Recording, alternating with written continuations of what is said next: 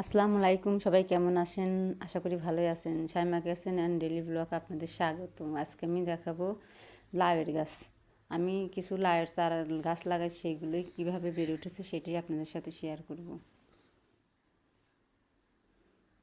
এই দেখেন, মাত্র 14 দিন বয়স এই চারাগুলোর। খুবই সুন্দর হয়েছে। 3টা চারা হয়েছে, আর তার মধ্যে একটা বাঁই গাছ হয়েছে। বাঁই গাছটাও খুব সুন্দর হয়েছে।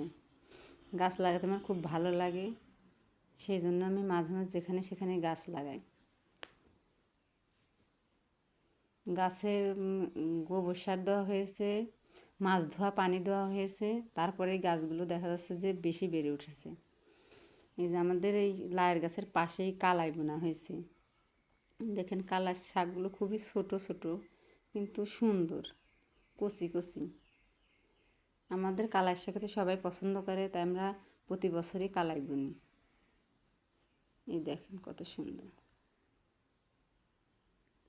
জি, শীতের দিনে গরম ভাতের সাথে কালাই শাক ভর্তা খুবই প্রিয়। আজকের মতো এখানেই বিদায়।